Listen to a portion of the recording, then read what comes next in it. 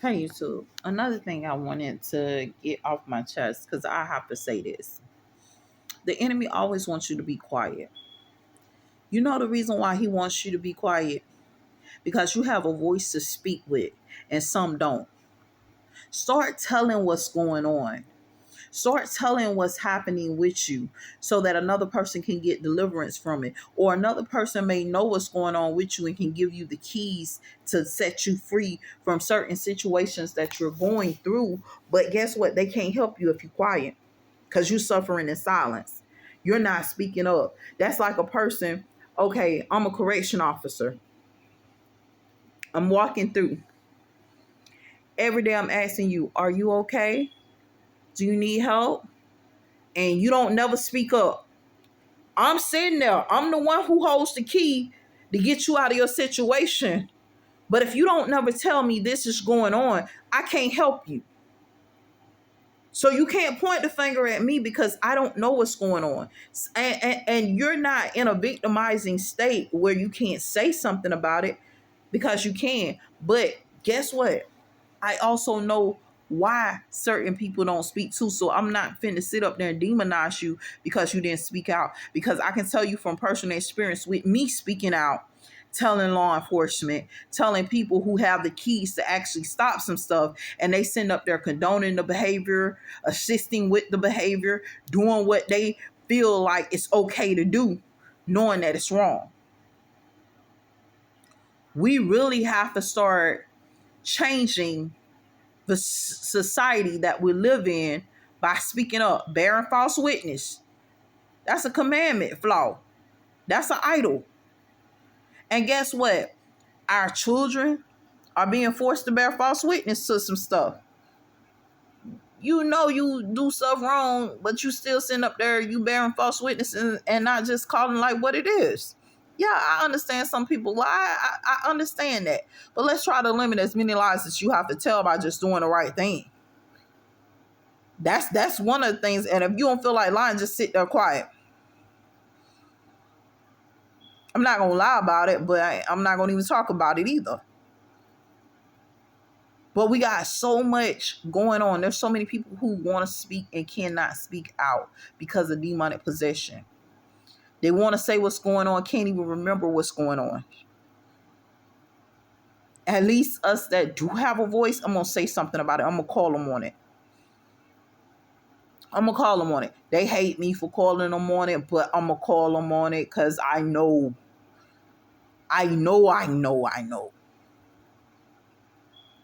When I'm sitting up there, I'm gonna be real with you. You got righteous people every day being raped. Why are they being raped? Did they do something wrong? What were they doing? They ain't even did nothing wrong. They being raped because they holy. And they enjoy holism every day. Preachers' wives raped off because they going to church and they amongst the pack of wolves talking about something, they devouring the sheep. They the lesser, not the greater. They're the lesser, and anything that's less than us is going to have to be subservient to us, and they're going to do what we say do, and they're going to be like, whatever. And when you hear them talk like this, because trust me, y'all don't know, I have heard and seen documents and watching certain stuff and observing certain behaviors and going through certain things myself. I know they do this. And then they prance around you trying to be innocent. And some of them actually are, because a lot of times we so blinded. And I'm going to give you a perfect example. Sometimes we so blinded, we can't even see who did it to us. The actual face of the person that did it to us. They showing us one image and they don't even look like that. They don't even look like that. They showing you an image of an innocent person. Masquerade up because your vision is compromised. See, this is that Sumerian life that they was talking about. Nothing good comes from Samaria, but yet and still they had holy people in their city that's dealing with vision compromise. You got people crying out to Jesus, hey, Jesus, son of David, When you start hearing them crying out to this man, because they see him and they know exactly who he is. You're the carpenter's son. You dude's son from down the street. They know who he is.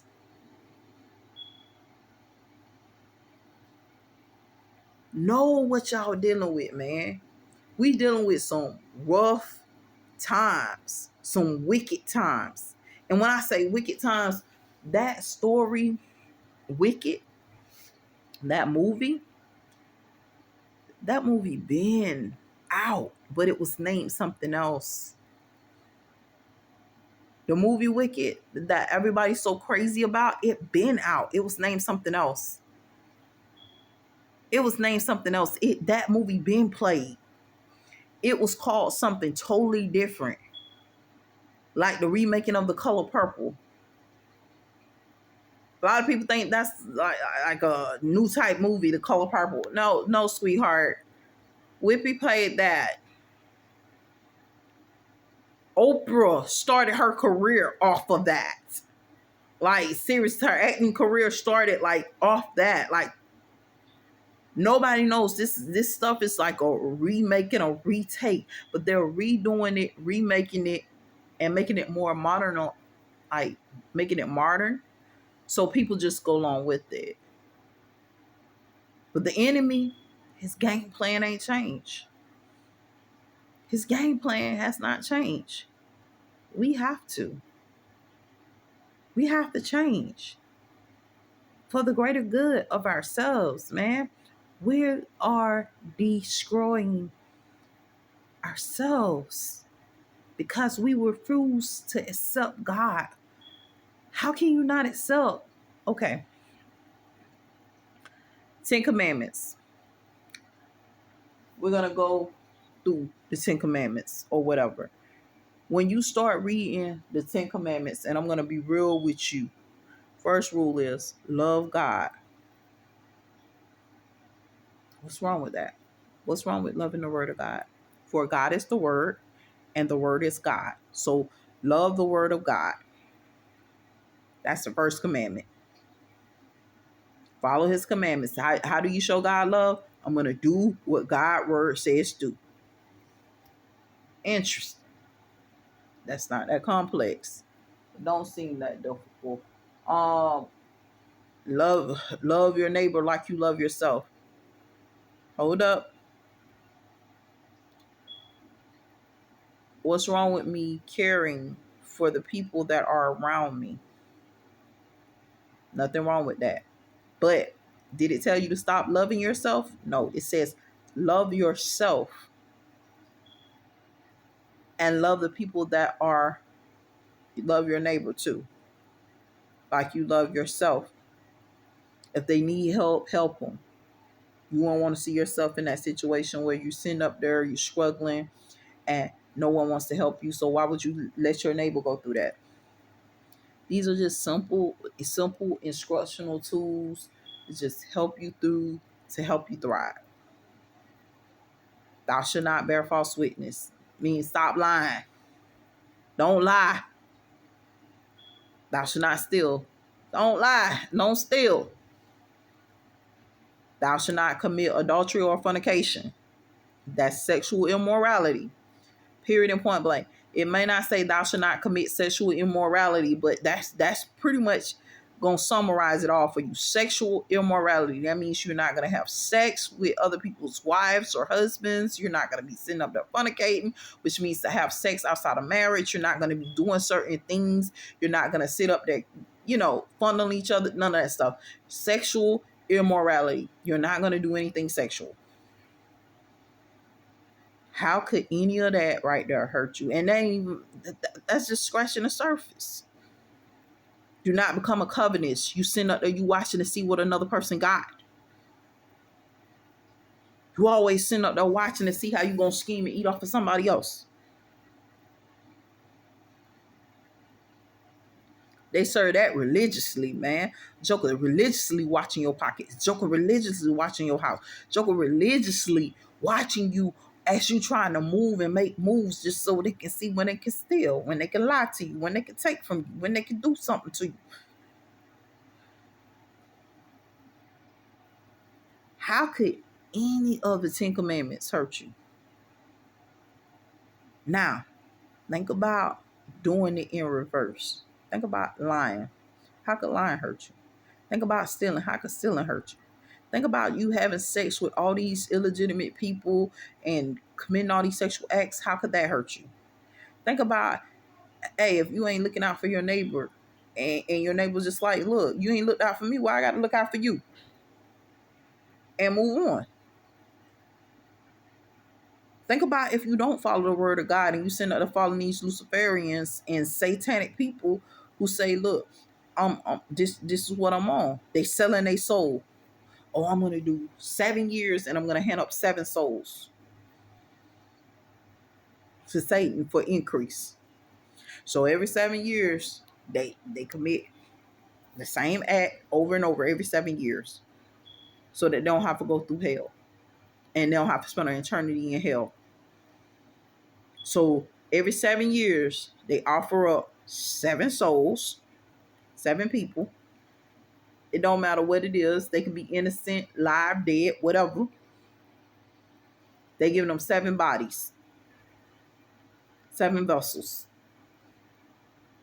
And they selling their soul for 7 years. So whatever Satan say do, they gonna do. Whatever sin say do, they gonna do. Whatever them demons and unclean spirits say do, they gonna do. But tell me this before you self-destruct, because some of us, we're in situations, because if you can't do this, I just want to wake you up to the fact that you're under demonic possession. If you can't do it, you may be under demonic possession, and it may be no fault of your own. And I'm sorry that you're going through that. But if you can do this, please heed the words that I'm saying. If you fail while you're doing some of this stuff, because you're bound to fail every now and then, man. Look, I failed a few times, man. I'm not perfect.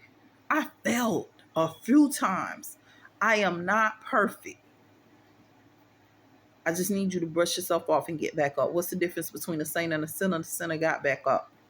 Sinner got back up and was like, look, I'm still serving God. I cursed yesterday, but I'm not trying to curse today. I'm still serving God. I had problems yesterday. I'm not going to have these problems today. I'm still going to serve God.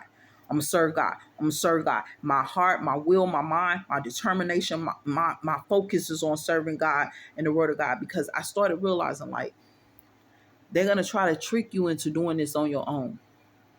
And what I started realizing, man, I ain't got nothing to stand on. I ain't got nothing to focus on myself or like the set parameters for myself. So that's where the word of God came in, helping with those parameters, helping with, I'm infinite. I had to realize that I'm infinite. I had to realize there's no limit to me. But every once in a while, I have to place barriers so that God expands me and not the enemy. Because there's no limit to me. Know what you guys are dealing with. I hope these words encourage you. Stay blessed.